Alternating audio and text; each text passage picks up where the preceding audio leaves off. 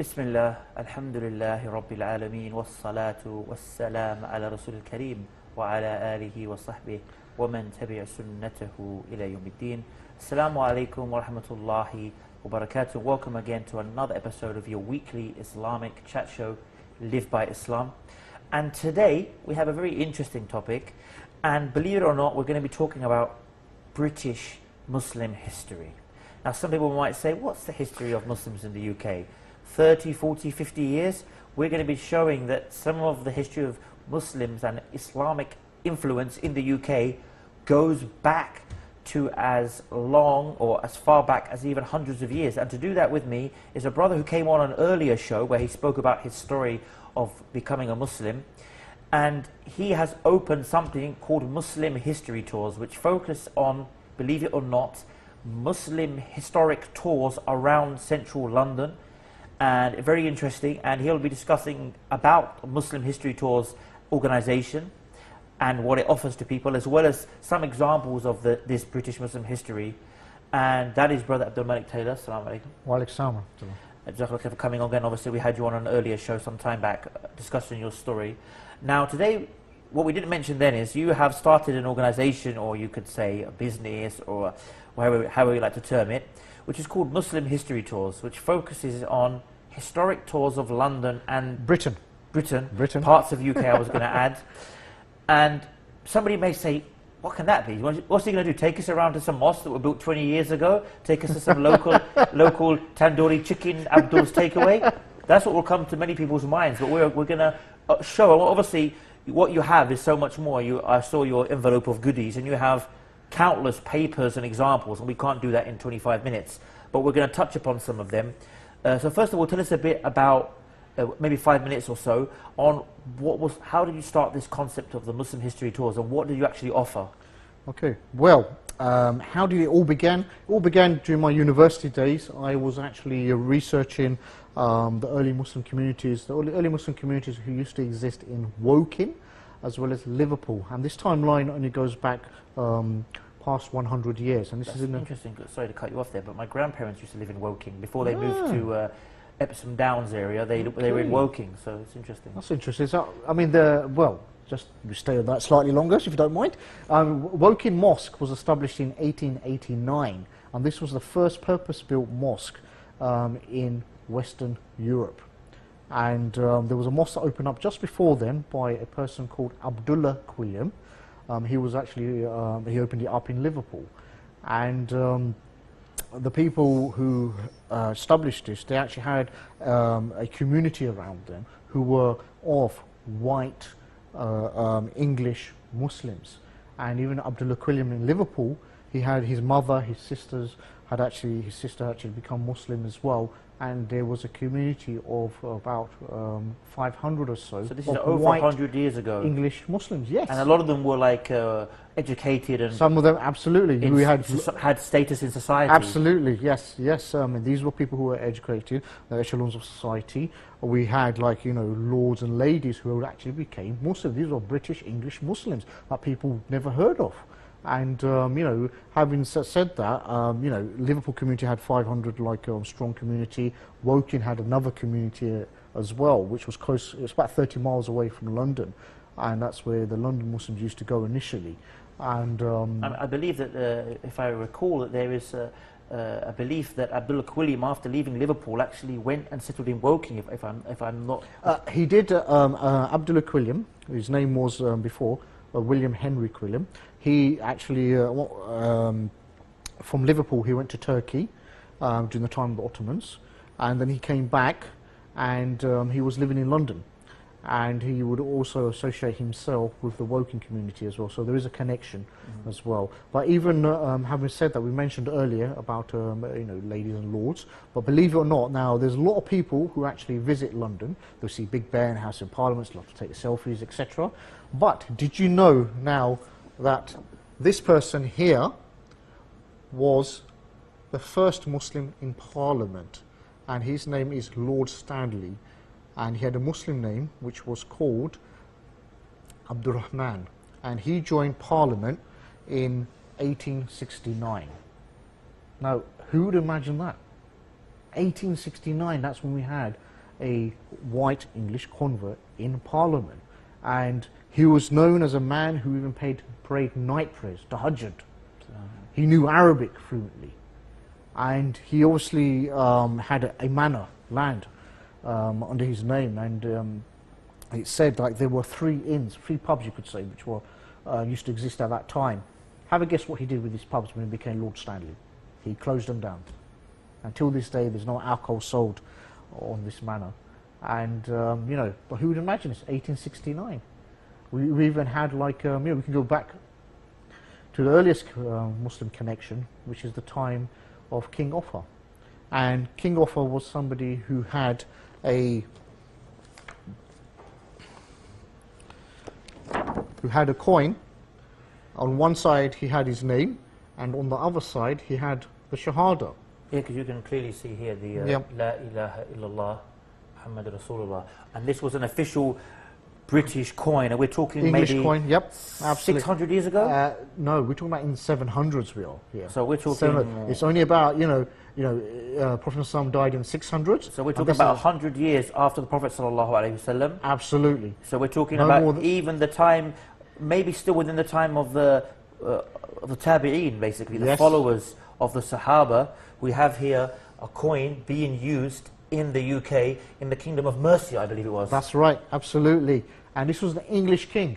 And people are wondering, how can an English king have like even a Muslim coin or Muslim significance engraved upon it? And that's because he was trading with the Muslim Moors of Spain. And people need to realize that even like with Muslim Spain, there were battles with the Vikings. Now, when I was at school in Britain, we were always taught that Vikings went westwards to England, conquered England, Ireland, went to Greenland and America. So only afterwards, when I became Muslim, I learned about, hold on a minute, the Vikings even went eastwards, Baghdad, Spain, Morocco. But there's stories of some of them becoming Muslim, and I remember recently they found an ancient ring of one of the Viking queens, or whatever it may be, that had La ilaha illallah Muhammad Rasulullah.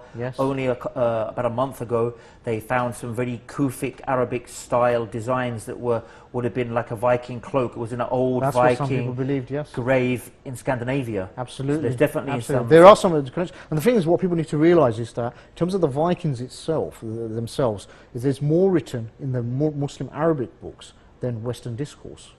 And you had even a famous historian, traveller called Ibn Fadlan. Hollywood have made a film about his life as well, known as the 13th Warrior, but it gives some exposure to his life. But he wrote about what his experiences about the Vikings and how they interacted with the Muslims. But because they were carrying so many battles with the Muslims in Spain, the actual Muslim Moors decided to send an envoy to the Vikings. And it's said that it's possible that even during this time, that Muslim envoy went to England as well. And this would have been around about 800s or 900s as well. And you're amazed, how is it possible you can have all these different exchanges and interaction at that time? But as time goes by, obviously you have the Crusade era as well. We have in London a place called the Temple. We have a tube station, metro station called the Temple as well. And people wonder, how do we have this temple? It's a location called the Temple, and we have a church there, which is known as the Temple Church, and it's an exact replica of the Holy Spectacular Church in Jerusalem as well, which is 90 meters away from Masjid al-Aqsa. So there is a connection here in terms of this church and the church in the Holy Spectacular Church, but it's to do with the fact that this is the place where the Crusaders had left from. And even if you look at some of the practices of the Crusaders, people have this notion that there's never been a concept of the face veil in British custom. It's completely untrue, because the Crusaders, when they came back to England, they introduced a practice which was known as the bridal veil. So when an English woman was getting married, she would actually wear a bridal veil. And this practice was basically borrowed from the Muslims as well. But even I was going to say, you've got exchanges happening during the Crusades time, and even then, castle designs in England We have a famous castle called Beeston Castle. This is a replica of the Saladin Castle in Syria. I mean, even if I mean, forget about just the. Even I was reading that the fact, you know, the whole stained glass that we have in the churches, you know, take away the images or supposed images of Jesus and Mary or whatever it may be, or saints, but the actual design of stained glass they took from the mosques. And even you'll find, I believe, in some of the Bibles that were written a couple of hundred years ago, when there was a lot of Islamic influence still, they have Bibles that use the same borderline designs that we have in the Qur'an. They were putting them in the Bible. There's a particular Bible, I think it's called the Cambridge Bible. And it was, they used the border lines. I'm trying to think of the word. I know in Arabic they call it zakhrfa. It slipped my mind now. But you could say like the Islamic design or ornamental kind of design on the paper was taken also. You know, so there's been an influence before we go for the break, of course. But there's been a very big influence for quite some time. Yeah, I mean, you find church design. It was actually inspired by Muslim architecture as well. When you look at church towers, spirals, these designs were actually inspired by minarets, the minarets of Spain. You know, that's a whole big discussion itself. You know, when Muslims entered into Spain in 711, you know, they brought like European civilization. That was a place of learning. You had the Alhambra Palace there as well. And how was Britain influenced by Muslim Spain? I mean, and that obviously at that time, Europe was known to be in the Dark Age. It was only that area that had running water, had candle street lights, which they got in Victorian times. They had them hundreds of years before that in the. I mean, obviously we can talk about so much, but before we do that, about maybe like five or 6 minutes left. But I believe you had some interesting information. First of all, you had before we go on to talk about coffee, and I'm an avid coffee drinker. But you have here, I believe, on the table here, you can show the camera. Something that was being taught to to people hundreds of years ago who, in the UK, non-Muslims were studying the Qur'an. Yes, this is in the 1600s in a very famous school called Westminster School, and this is on par with Eton, etc. In the 1600s, they were learning Arabic because they knew that Arabic was the language of science. Remember the loss of Spain, what year that was, and this only was 100 years afterwards. So this is a copy of the actual